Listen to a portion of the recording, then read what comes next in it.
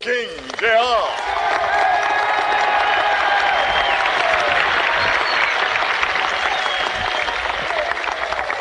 I am happy to join with you today in what will go down in history as the greatest demonstration for freedom in the history of our nation.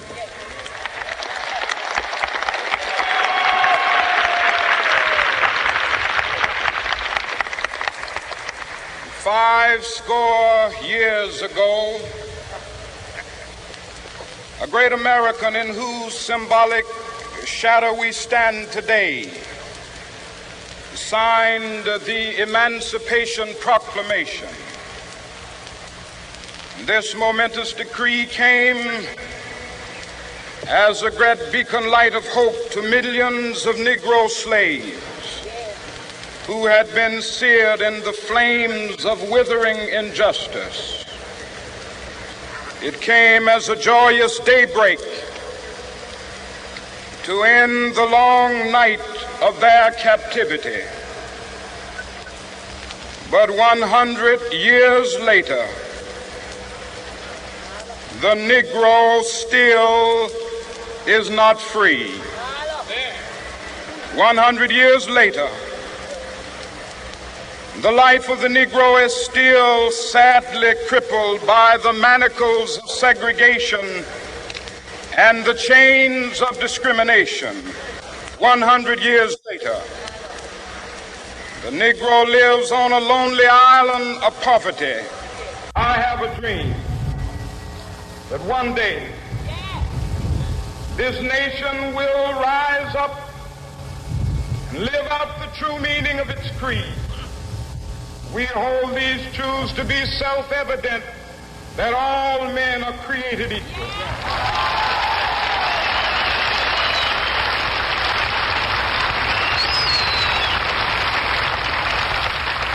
I have a dream that one day on the red hills of Georgia, the sons of former slaves and the sons of former slave owners will be able to sit down together at the table of brotherhood. I have a dream that one day,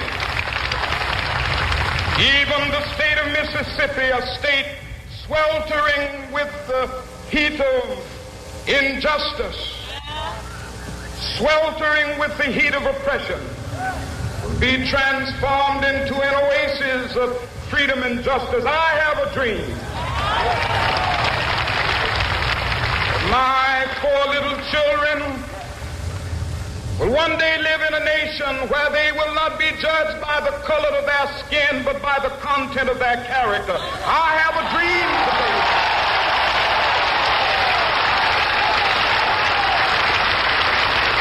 I have a dream that one day, down in Alabama, with its vicious racists, with its governor having his lips dripping with the words of interposition and nullification. One day right there in Alabama, little black boys and black girls will be able to join hands with little white boys and white girls as sisters and brothers. I have a dream today.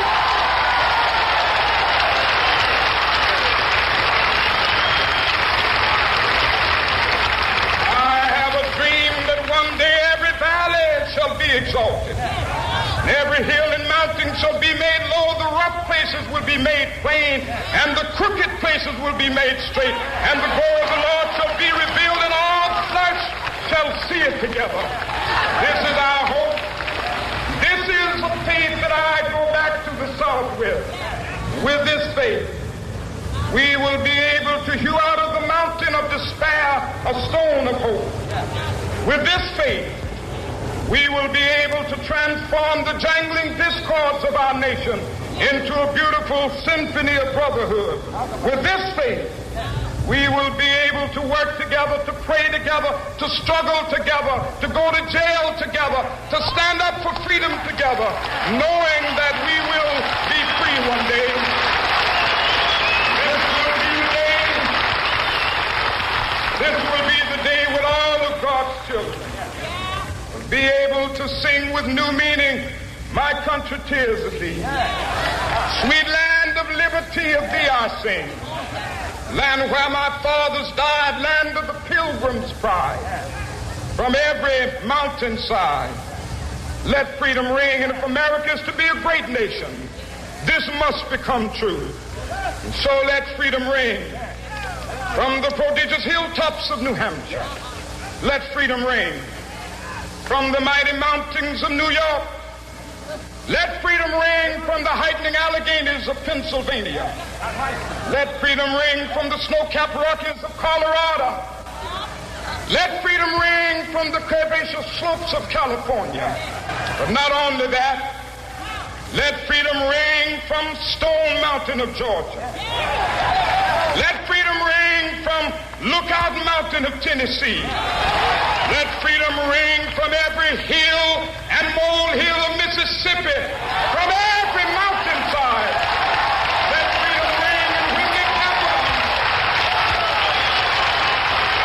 when we allow freedom ring, when we let it ring from every village and every hamlet, from every state and every city, we will be able to speed up that day when all of God's children, black men and white men, Jews and Gentiles, Protestants and Catholics, will be able to join hands and sing in the words of the old Negro spiritual, free at last, free at last, thank God Almighty, we are free at last.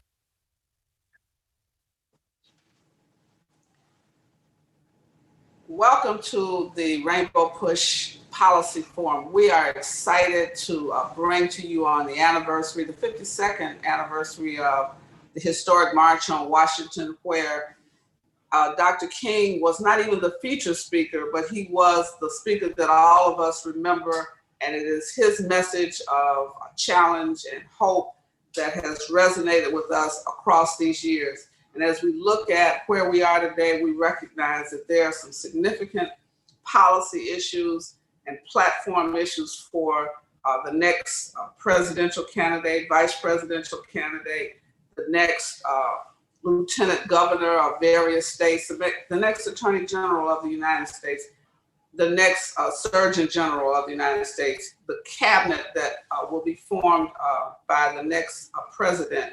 And then we look at the governors that are running. We look at the U.S. senators that are running for election this time. We want to give them a policy agenda. And I'm excited because we have some of the most powerful thought leaders and activists known in this country that will be able to help us understand what we should be thinking about, what we should be voting about, what we should be registering all of our friends, our neighbors, our coworkers, what we should be doing to make sure that we turn this vote out in record numbers and we understand the policies that will impact seniors, veterans, students, African Americans, and other people of color, homeless and immigrants and refugees. And so to really kind of frame us, give us a frame for our policy agenda that we've been working on, I want to introduce to you now our National Vice President, Reverend Dr. Todd Yeary, who is Senior Vice President of the Rainbow Push Coalition and the Senior Pastor of the Douglas Memorial Community Church in Baltimore, Maryland. Dr. Yeary. Well, good evening to all of you, to you, Reverend Wilson, and certainly on behalf of our esteemed leader, Reverend Jesse Lewis Jackson Sr., who has done so much for so long, for so many, to allow us to continue to be not only students of the movement, but now participants and leaders of the continuation of that movement. It is my privilege to join you on this, the anniversary of that first March on Washington for Jobs and Freedom on this day in 1963. The truth of the matter is we are living in a version of what I would call political deja vu. The same issues that confronted us then confront us now. The same policy needs that were needed then are needed now. The gains that we thought we would celebrate, and for many of us, we did celebrate in 1964, 1965, 1968 during the War on Poverty and the Great Society Plan of the Lyndon Johnson administration. Those have been, in many ways, under constant attack. And the truth of the matter is, it really isn't about what happened in the 60s. It's what happened in the Brown v. Board of Education decision of 1954. There's been this constant and unrelenting onslaught of trying to undo the notion that separate but equal could not be any kind of a doctrine that affirmed democratic principles, but that somehow or other we needed to go back to the Plessy policy of 1896. And so here we are in 2020, again, presenting another demand. The issue on that day in 1963 was not about a speech. It was about the issues of the day. We have made that March on Washington about a dream, and really it was about a demand. The dream helped to frame the objective, but the demand framed the interaction. And so now we must bear in mind that in 2020, in the age of a pandemic, that has a parallel track to it. We've been fighting against COVID-19 for the last several months, but we've been fighting against systemic racism since the earliest days of this country. We must continue to put forth our best effort and present righteous demands. And you cannot make a demand if you don't engage in the process. We must remember the history of what brought us here. We built not only a nation, but an economy on the backs of free labor of those who did not have any legal status. They could not be counted as persons, much less citizens. And now here we are as the descendants of those who paid the ultimate price for generations, being able to stand up on their behalf because they could not stand up on their own. And so we should not only just cry out their names in the streets, we need to speak the names of those who have been martyred across this country as we go to balloting processes, whether they be in person, by mail, early voting, whatever it is. Everybody, lottie-dottie, everybody, the whole family needs to participate, because voting is the way we make a demand for what is our right as persons and citizens. Here's what I would suggest needs to be the broad frame, and we can talk about the specifics. We need to talk about judicial reform. We need to make sure that state and federal courts are not stacked against the interest of human dignity and human rights. That often means, particularly across the country, that we need to have folks in executive seats, governors and the president, who are equipped and ready to name those persons who will not only apply the law, but apply it in a way that is fair and just and does not erode the progress. We need to have an education agenda, a healthcare agenda. We need an access to capital agenda. We need a living wage agenda. We need an opportunity to close the racial wealth gap, because I can pass you my wealth, I cannot give you my job. And so what we have to do is we have to get beyond this issue of who speaks when. There was one program on that day in August of 1963, and there were a number of voices that had to be heard. I would suggest to you on this day in 2020, you and I need to make our voices heard, first by making sure that we are registered to vote and our voter registration is current. And secondly, know the process for how we're going to engage in the election in every different state across the country. Some of these states built their early economies on prison labor, and we now must push back as those who have withstood the test of time and the hostility of governments that go all the way back to the founding of this country, and to declare that we are not going to take it anymore. And so I invite you tonight to be a part of the conversation, but not just about what we talk. Don't just talk the talk. I need you to walk the walk. I need you to join us and get involved as part of this movement to make a righteous demand on this day in 2020 to make sure that whomever gets elected knows that we have an agenda and we are ready to fight. Thank you, Reverend Wilson. I look forward to this conversation this evening. Thank you, Dr. Yeri. And he has just laid out a broad framework for us to think about. One of the thought leaders, policymakers that's a longtime friend of Rainbow Push and a friend of mine is none other than Ambassador Earthring Cousin. And I didn't know an ambassador personally, particularly until Earthring was appointed. But the thing that makes her so unique, she has been dealing with agriculture and food insecurity on a global scale, as well as she's familiar with what is happening in America in light of the rising levels of food insecurity. And as we look at poverty, which is still a major issue in light of COVID, as well as some of the policies that we've enacted in the country, we wanted Ambassador Cousin to share with us from a global and a national perspective this issue of food insecurity for all of our people.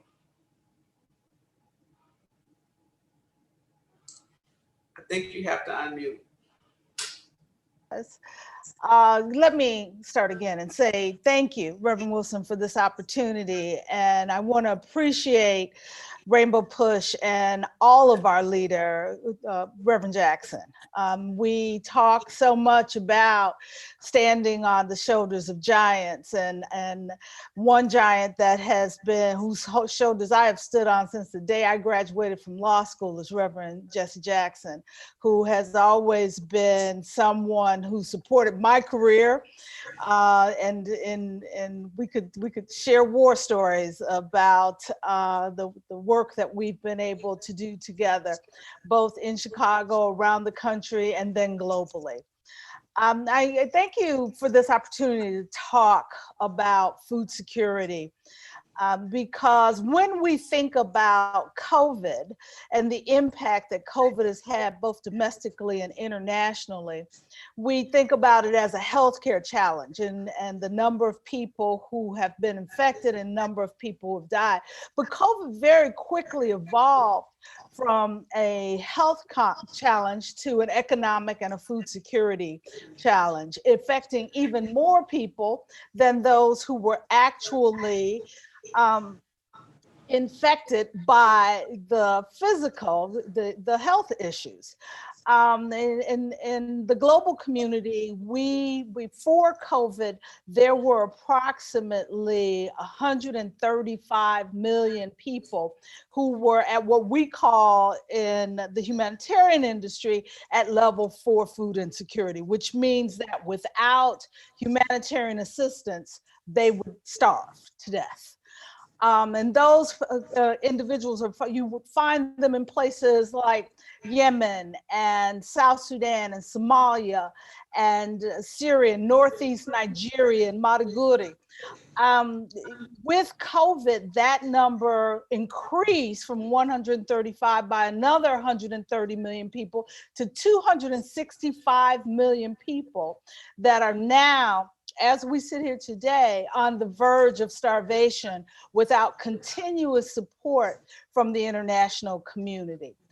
The good news is that there has been a recognition of what is necessary, and there have been increases in donations to support the provision of food. The bad news is, because of conflict, that the challenge of reaching those populations has not eased during COVID, making them still very vulnerable to the possibility of going hungry.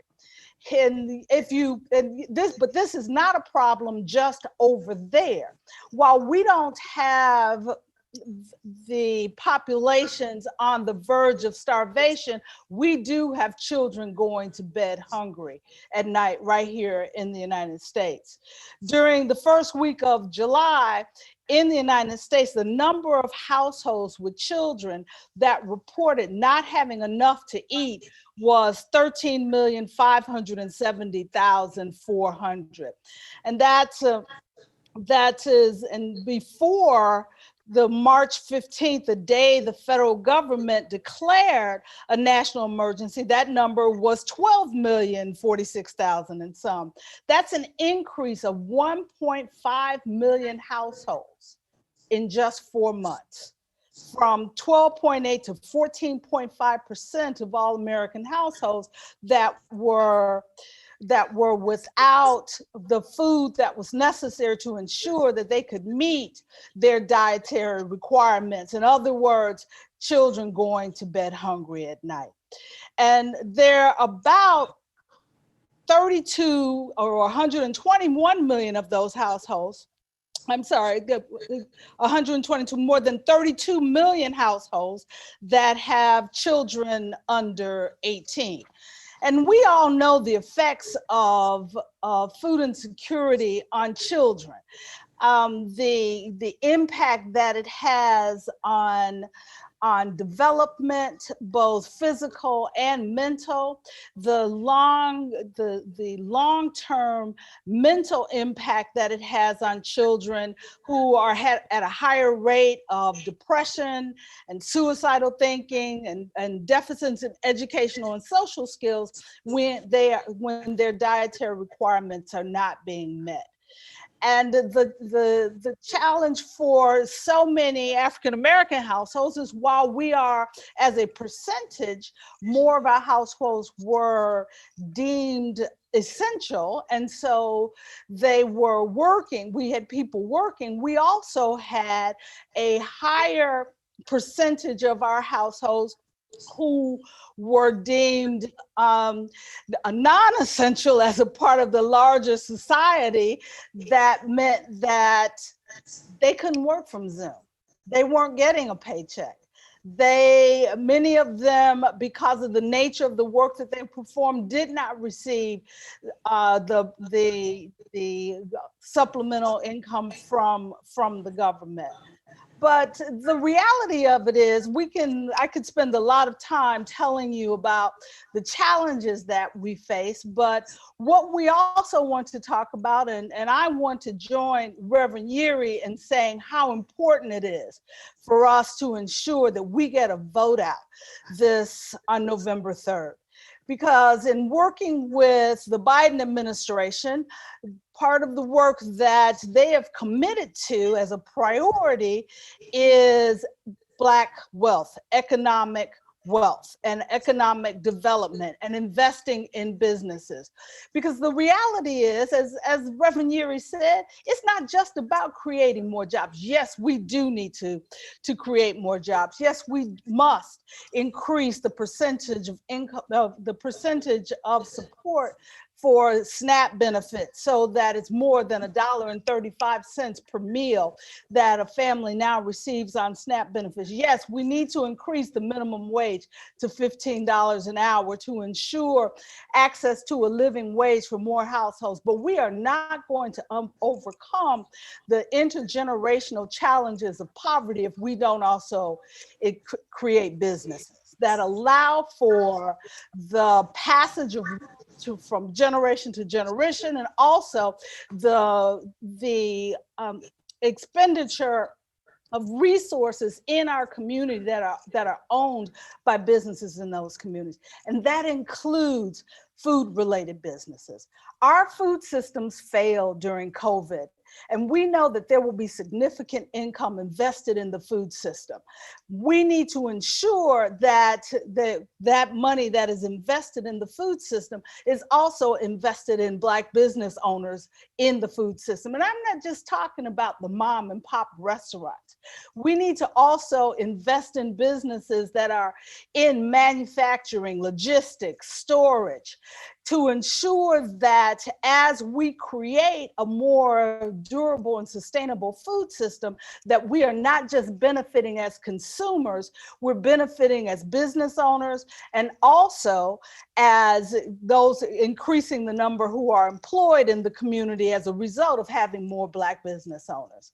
So the Biden administration has committed to investing and leveraging federal dollars, some $50 billion in federal dollars, into new small business development.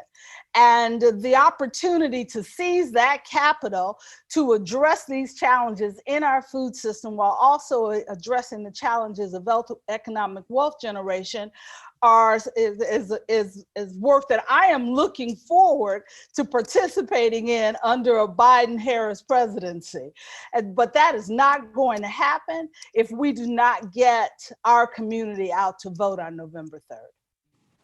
Well, thank you for that analysis, and certainly we're not promoting any candidate on this particular broadcast. And that's your personal opinion, and we appreciate that. Thank you very much, Reverend. And I don't have a rainbow sign in back of me, and you invited me here in my personal capacity. I am speaking. That's right. No problem. You are expecting. I am not. May I suggest that we not talk about a candidate? We simply talk about getting our people out to vote. Absolutely. And now, I know you think we're overloaded with lawyers, but Dr. McDougall is going to come up at the very end because he's got to wrap all of this up from a medical, public health perspective. But I am excited because the chairperson of the Rainbow Push Coalition and the president of the National Bar Association is Attorney C.K. Hoffler. She will help shape all of these legal challenges, some of which Dr. Yuri referred to, because there are many and multiple, but she is probably one of the greatest trial lawyers in the country. So if you need someone that can litigate and negotiate, you need to call Attorney C.K. Hoffler. Well, first of all, thank you so much, Reverend Wilson. You're extraordinary. You're an extraordinary lawyer. You're an extraordinary teacher. You're an extraordinary woman of the cloth. That's a trifecta in my book, and have always done God's work. You've been there at Rainbow Push, talking the talk, walking the walk, and we certainly appreciate you. So I just wanted to briefly go over some legal considerations in terms of where we are now as we celebrate the March on Washington, and we look back to Dr. King's speech about his dream and all of the challenges that this country faced in 1963. We face similar challenges, and in some respects, the challenges are more profound right now in August of 2020. Right. Because in my humble assessment, we are facing 3 pandemics. COVID-19, and Dr. McDougall is the foremost expert on that. So I'm not going to talk about any medical issues. What would I look like talking about a medical issue when we've got Dr. Leon McDougall, president of the National Medical Association, who we, along with Rainbow Push and other organizations, have formed a historic relationship with because of the strength of the 45,000+ African-American doctors, the best in this country and in the world, who can speak on these issues. So I'm going to defer to Dr. McDougall, but the first pandemic is COVID-19. The second pandemic is police brutality. Oh, that's a pandemic. And that is not anything new. It has simply come to the attention of mainstream America, but we know as African Americans, that's been going on for time immemorial. Actually, that's been going on since we came off the slave ship. So police brutality, if you will, is a pandemic right now, right here, and I'm going to touch on that. And the third pandemic, of course, is election suppression. I didn't say election protection. I said election suppression. Election suppression is operating at an all-time high.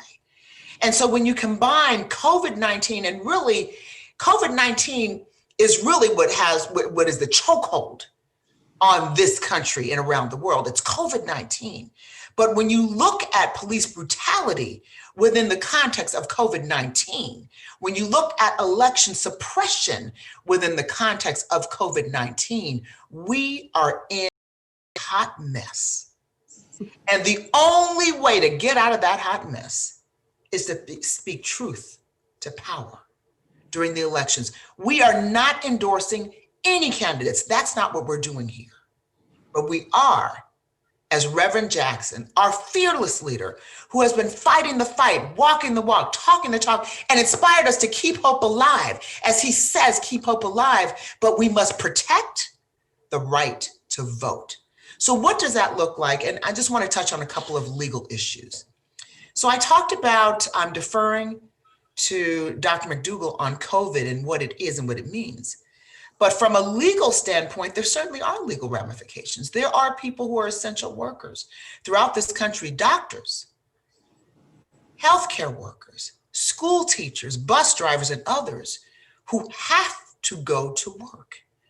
In COVID, there are legal ramifications to them feeling that they have to go to work. There are laborers every day, people who work in the fields in corporate America, who work on the assembly lines, who don't receive protective gear. There are legal ramifications of that. So when we talk about COVID, in every sector of our society, there are legal ramifications to the injustice and to the disproportionate discriminatory impact of COVID in the workplace. That's a whole nother webinar and seminar that we could have just devoted to that Reverend Jackson and Rainbow Push is keenly focused on. Now let's talk about briefly police brutality and the need for criminal justice reform. We are seeing at alarming rates every single solitary day on television. Now, we've got to depart, we have to understand the basic premise that police brutality has been alive and well in this country against Black and brown communities forever. There's nothing new there for many of us. We just have to be Black and wake up in the morning and know that there's a target on our back. My oldest son, who's 17 yesterday was stopped by the police. He's only been driving for a year. 3 of the most difficult minutes of my life were watching the text as both of my boys, the 16-year-old and soon to be 18-year-old, were in a car and stopped by the police. And in my impression, simply because they were driving my vehicle, a sports utility BMW, perhaps let's just say a higher priced vehicle, luxury vehicle, they were driving and they got stopped by the police, driving within speed limit, really not doing anything wrong. Fortunately, it ended okay.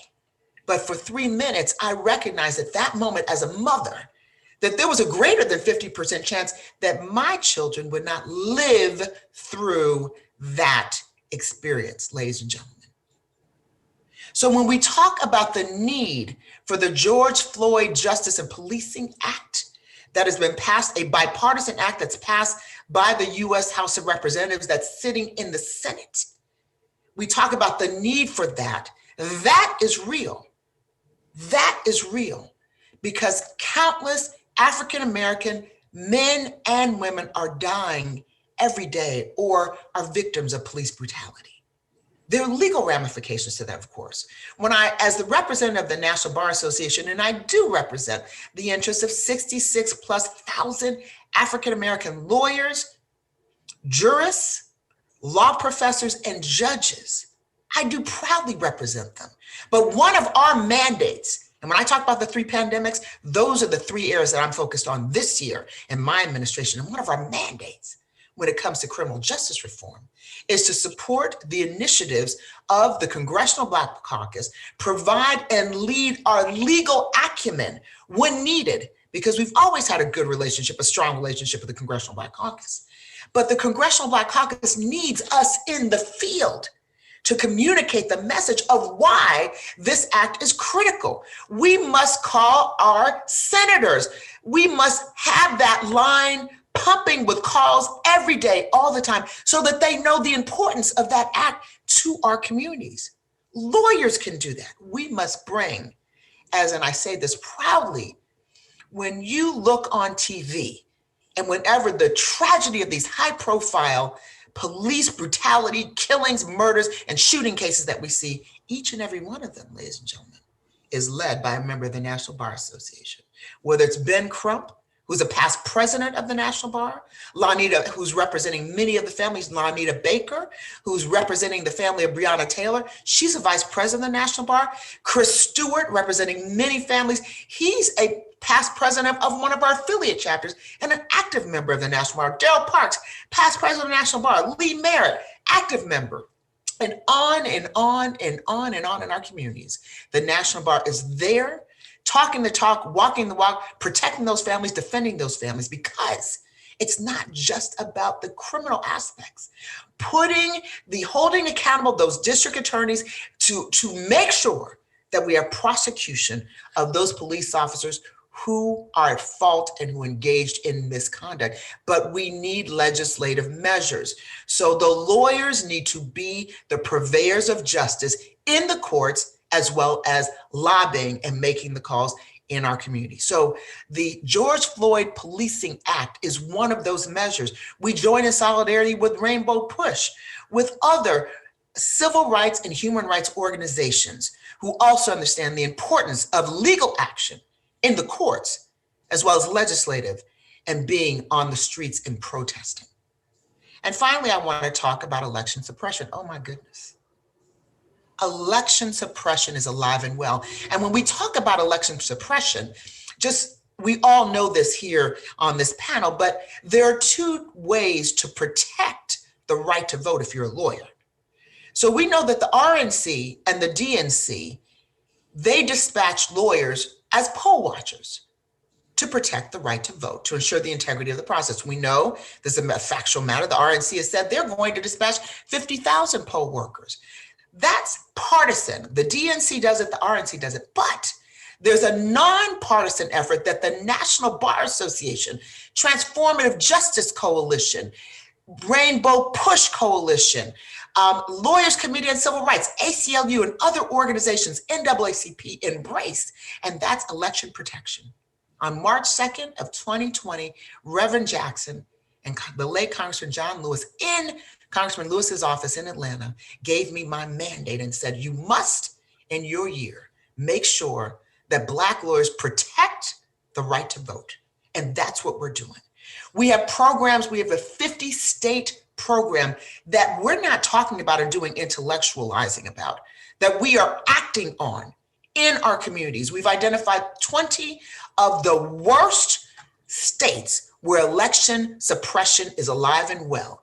And we, at our upcoming conference in October, are doing simultaneous trainings of all those 20 states so that people can be prepared and armed and know what they should do to fight election suppression. We have lawyers, our young lawyers that are working in Florida, where the citizens of Florida voted to restore the rights of convicted felons once they've served their time. And then the legislature said, yeah, but you can do that, but you gotta pay all your fines. The problem is in Florida, there's no centralized way of finding out what those fines are. So there's a group that the National Bar Association has joined, and thus far they've raised over $5 million to pay all of those fines. They have done the data, they've done the research, and there are many celebrities, LeBron James and others, who are putting up the money for that. It's an extraordinary effort, but Black lawyers, National Bar Association lawyers are working hand in hand because there have to be lawyers to review the documentation to ensure that those persons will have their rights restored. That's just one example of the things that we're doing in the election protection space. So we are ready, we are willing, and we're able, and we're in action. My administration is one of action. I have made a call to action of every single African-American lawyer living in this country. And for those who are above, we're praying. We're praying and we're asking for their grace. Because right now, here and now, we are fighting 3 pandemics, and election suppression is extraordinary. And we don't have a moment to wait. We don't have a moment to talk about it. All we have a moment to do is to act. So I'm going to leave you all with 10 things. And by the way, Barbara Arnwine, who is the mother of the election protection movement, it is a movement, our Barbara Arnwine. When I say our, because she's a member of the National Bar Association. She's a part of Rainbow Push Coalition. She has transformative justice. She is the mother of the election protection movement for lawyers. She is our senior advisor and helped to design our policy last year, and it's being executed this year for the National Bar Association. Just want to make sure y'all are aware of that. So when we talk about the 10 pointers, I'm just going to go through them quickly for every single person, and that I have preached to our lawyers that we must do in our communities. They are as follows. 1, check your voting status. How do you do that? Go to vote.org, vote.org. Check your voting status. You may think you're registered to vote, but you may have been purged like the millions of other Americans because you didn't do something or somebody's saying you didn't do. Check your voting status. Number 2, verify the various voting options. And Reverend Wilson, I have this document which I can circulate, and I'm going to suggest that we send out to all of our members, to anyone, and we publicize it because it's critical. There's voting options. Well, we know we're in a pandemic. There's some people who are going to vote in person no matter what. Why? They don't trust the mail. Why? Because the mail's not reliable. Why? Because we're having issues with the Postal Service. We know this. There's litigation. We are not Bobo the clown. We get it. But we must be able to vote safely. Early voting is critical because that's a safer way over a period of time. So for those who are comfortable, vote at your comfort level, but you must vote. Early voting. On election day, if you're going to vote, you must have protective gear. This is not the time to try to be body beautiful. We must protect ourselves with a mask, with a plastic protective shield, with gloves. We must, if you take the gloves off, use hand sanitizer because you're touching equipment to vote. Be socially distanced. Bring water, bring snacks because you might be in line for a very long time, and bring your lawn chair. Oh yeah, don't be concerned about optics and how you look. You must vote. And if it means that you have to sit for hours, bring your lawn chair, be hydrated. And the National Bar Association is raising money and has already raised a lot of money and has a movement afoot in these areas, these 20 states that we've identified, and we've broken it down to certain cities as well, where we are going to be part of that movement to provide protective gear to our community, because it is not an option not to vote. Vote by mail if that's your comfort level. We know in our community that's not popular, because when you vote by mail, it's got to be exact. You can't answer 5 out of 10 questions. You must answer all 10 questions. And by the way, in most jurisdictions, you must put a stamp. You can't just drop it. You got to put a stamp. You know how you just think, oh, I'll just drop it because it's a ballot. No, stamp. Just remember that. But every state is different, so you must know what the rules are in your state. The National Bar Association, through its 86 affiliate chapters and sections and divisions, has training in most critical states with election suppression. Have a voting plan. Well, what does that mean? Don't let somebody else tell you how to vote. Think of what you're going to do now. Don't wait till election day, because it might be too late. Because on election day, if you want to check your status, it might very well be too late. You don't want to get a provisional ballot. Have a voting plan now. Go to your state election officials. You can do it online. Find out what's available. If you can get an absentee ballot, then, and if you can drop it off at a drop box, do that if that is what is safest for you. If you want to vote in person, I would encourage early voting. Or if you're going to vote on election day, have all that protective gear and be prepared to wait in line, because we know that the turnout is going to be exceptional and extraordinary, as well as should be, protecting the right to vote. Number 4, reach out to the state election officials to find out the rules. If you have access to the internet, you can do that. If you don't, call the National Bar Association. We will do that. Call Rainbow Push Coalition, and they will tell you how to get to your election officials in your state. Spread the word in your communities about how to protect the right to vote, going to vote.org. Spread the word. Be purveyors of information, of truth. Register with the NBA election protection effort if you are a lawyer. www.nationalbar.org. www.nationalbar.org. Reach out to Rainbow Push Coalition. Reverend Jackson has been registering and his organization's people to vote forever, for decades. We have the systems in place. In the National Bar, we have a dedicated space on our webpage as of next week that will be solely dedicated to voting. Protect yourself. I talked about masks. I talked about gloves. I talked about shields. I talked about hand sanitizer. I talked about water, food, snacks, umbrella, and lawn chairs. Yes, perhaps this may not be the best look, but we're talking about voting. We can't be talking about the best look. Voting, protecting the right to vote. Too many people died so that we could be here to vote. And please, always social distance. Number 7, register 5 people. 5 people, just take it upon yourself to be responsible for the registration of 5 people. Reach out and touch someone in your family and your circle and your immediate circle. Number 8, arrange for transportation for someone who wishes to vote in person. Remember COVID. We know in Kentucky when they had shut down 97% of the precincts, and there was litigation around that, but people still voted in the primaries. Uber and Lyft did offer free rides.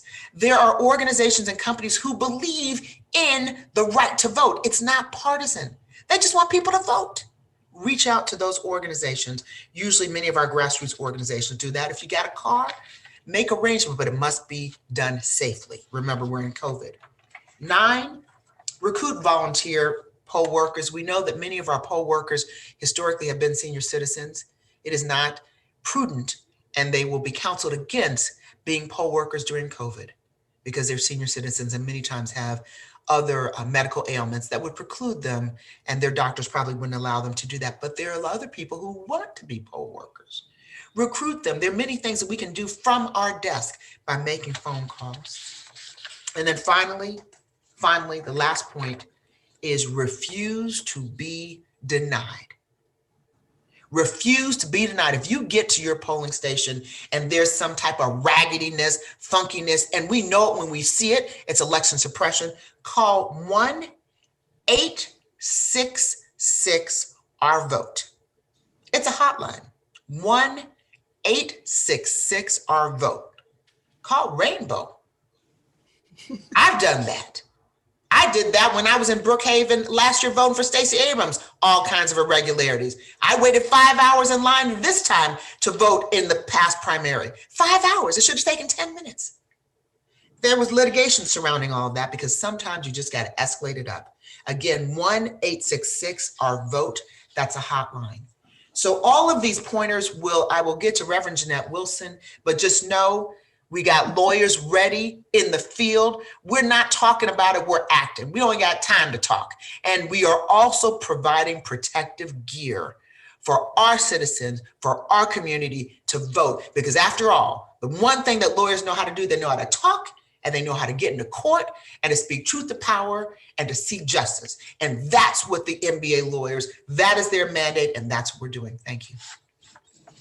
Man, you got so excited. You've inspired me. I'm gonna have to go. I'm gonna be ready to go to court. I'm gonna get my protective gear, and we're gonna get all the lawyers, Attorney Earthman, Ambassador Cousin, in the state of Illinois, in the Midwest. I know Dr. Uri is organizing that they down south. Dr. McDougall, thank you for your patience. We wanted to save you for the last because with all these lawyers on, what we wanted to do was close out with the doctor of all doctors. You are our standard bearer. When we heard about COVID, there was no one in America that could explain to us with a trusted voice like you, Dr. Leon McDougall, who is at that time, you were the president-elect of the National Medical Association. And you have been working as if we are paying you for real. We thank you for chairing our health commission at the Rainbow Push Coalition. And now as the president of, apparently, as Attorney C.K. Hoffler has great thoughts about you. She talked about how many doctors you represent across the world. And so we want you to share with us the areas that you've been working in. One is COVID, but also you've been doing something with athletics, which I think is just absolutely powerful to protect our young athletes. Dr. Leon McDougall. Well, thank you, Reverend Wilson. And President C.K. Hoffler and I, we're already working together. We had a panel last week with the Congressional Black Caucus. And so let me start here. Just want to quote former Speaker of the House, Tip O'Neill, referring to how all politics is local.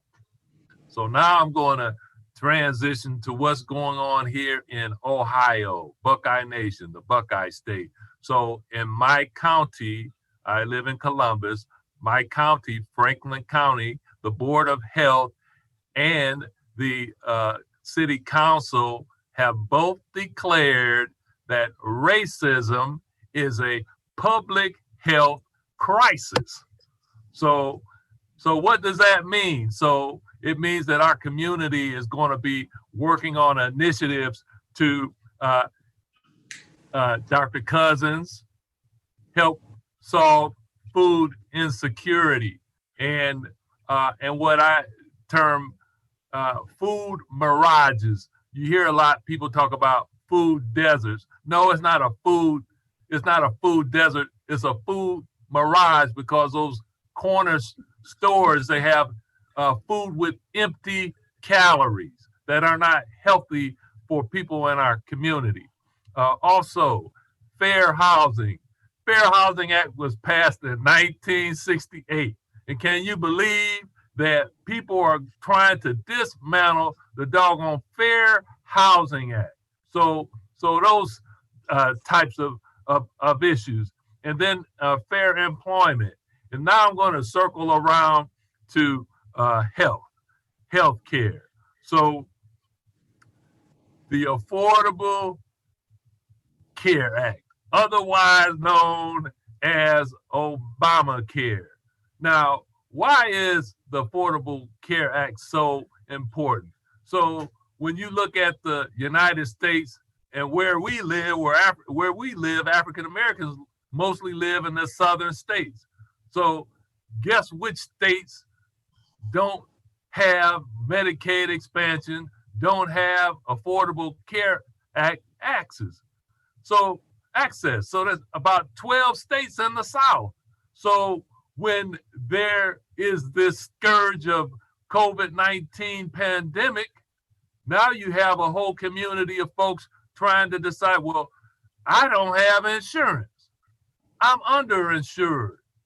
So they're going to be less likely to go to the emergency room. Yes, everybody can get treated. You go to the emergency room, you can get treated. And guess what else they're going to give you on your way out of the emergency room? $2,000 bill, right? So those are the types of things that lead to healthcare disparities. So when we talk about this COVID-19 pandemic, these states, local governments, people living in these states have to hold their legislative officials accountable for that Accountable Care Act. So I'll put that out. Now I'm going to transition to the NCAA COVID-19 advisory panel that I serve on after advocacy by the Rainbow Push Coalition. Reverend Jackson convened a meeting with the president of the NCAA, Dr. Mark Emmert, and the chief medical officer, Dr. Brian Hainline, and we shared our concern about the guiding principle of beneficence being used to ensure that the protocols are being used in the best interest of the student athletes. So what did that mean? So we ensured that there was a whistleblower program for these student athletes getting on campus and having perhaps an overzealous coach. What else did that mean? That meant that an opt-out provision was put forth so that student athletes could opt out of the season and still maintain their scholarship. What else did that mean? That meant that the university with that sport would have insurance for those students without any out-of-pocket expenses. So those are the types of things that Rainbow Push Coalition, our health committee, advocated for, and they are in the NCAA board recommendations for collegiate athletics. So I just want to commend the Rainbow Push Coalition for their advocacy, and when Reverend Jackson calls, the president's answer. So being able to be a part of that has really been an honor for me in representing the National Medical Association in those circles. So I'll end there. You know, I can keep talking, but I think those are some highlights of what's going on, and be very open to any questions that people may have. Well, I thought this would be an opportune time for the three of you to have a real dialogue. If you could just say, and I know Attorney Hoffler, you've given us 10 things that we can do. What two to three policy points would you recommend to the next presidential candidate? From what we've all heard, this has been so exciting, so informative. What would you want these candidates to, what policy, Ambassador Cousin, would you want them to adopt that would help with this food security? Dr. Yuri, you've been working with the PPE and economic development. You've been working with everything, running from criminal justice on the streets in Minneapolis and Louisville. What laws do we want to see enacted by the Congress, all members of the United States House running for office this year? What do we want U.S. senators to do, since we have the Supreme Court and federal courts are moving far to the right because of the recent appointments? So tell me what you see. Y'all can go in any order. You have to unmute. I'll jump in and start with, I could give you 10 things. I can join my fellow lawyer in giving you 10 things, but I'll give you 2 on both ends of the spectrum. We must increase SNAP benefits, the percentage that households receive who have no other access to food in the United States than what was once called food stamps. But are now called SNAP benefits, and making those benefits, the ability of recipients of benefits to use those online so they have the same access to nutritious food that everyone else does when they can't go to a grocery store in their neighborhood. You and I and others can order online, and those who use SNAP benefits today cannot. We have a bill in Congress already that we need to get passed that would provide that opportunity, that would also increase the value of the SNAP benefit for the beneficiary. And then on the other end, we must make more capital available for the investment in businesses. We know that there have been increases in the number of grocery stores in our community. Those grocery stores are rarely ever owned by people who look like us on this call today because of lack of access to capital. The lack of access to capital in the Black business community is resulting in the number of businesses that come online with one employee, the founder, as sole proprietorships. But there's ambition and opportunity with capital. And so investing capital that provides the technical assistance that is necessary to support that business's ability to not only open its doors, but to thrive and grow, providing an opportunity for us to develop more food-related businesses that will ensure more access to nutritious food. As Dr. McDougall said, we have too many of our communities that don't have access to nutritious food, and that is directly related to the perceived investment risk in our community. Absolutely. Thank you. Attorney CK, Dr. Yuri, Dr. McDougall, one of y'all say something. Okay. I'll take a shot. Dr. Yuri, you're going to close this time. Okay. So the 2 things that I would say, I indicated that the Policing Act. What do I want from a policy standpoint? There needs to be policing reform. And the George Floyd Justice and Policing Act is the most comprehensive. It's bold, it's comprehensive, and it is right on point with where we are in the United States. Number 1. Number 2, Voting Rights Act. Come on now. Do we need to talk about we must have a voting rights? I mean, we should never have these questions of these voting issues that we're encountering. So those are the 2 things. Do you want a Voting Rights Act like the one in 1965, or do you want a constitutional amendment? I would like a constitutional amendment. There should not be ever a question as to whether we constitutionally have the right to vote. Imagine all of the things that would fall by the wayside if that were the case. Absolutely. I mean, I don't know why anyone's afraid. Let's just have free and fair elections, and whoever wins, wins. Well, what are we afraid of? Just do it. Let's That's do all it. So my two I know without you being got 2 and 3. You can get 3 because Attorney Hoffler did 10.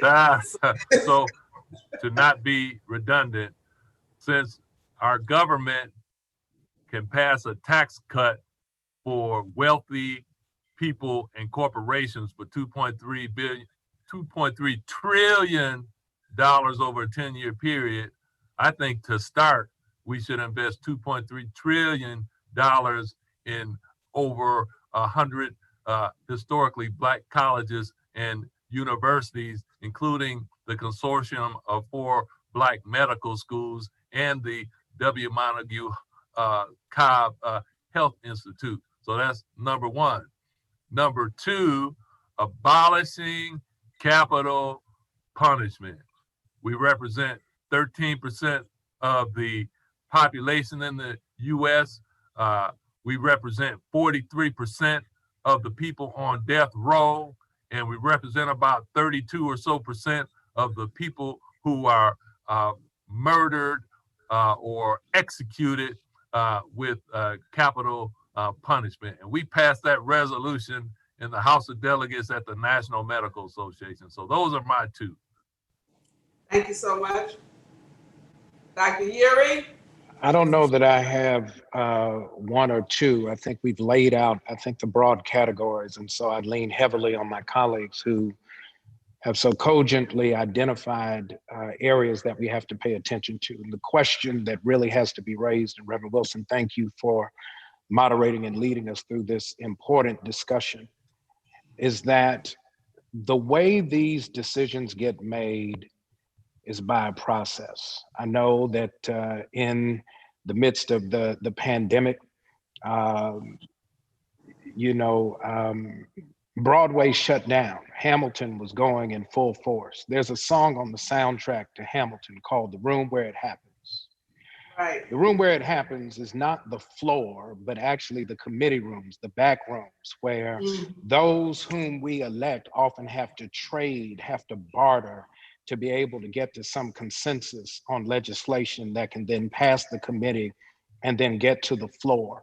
If we don't have folks who are elected and then appointed to those committees of jurisdiction who do the fighting in the room where it happens to protect our interests, then basically what we're saying is we're okay with whatever we get. The truth of the matter is majority does not rule.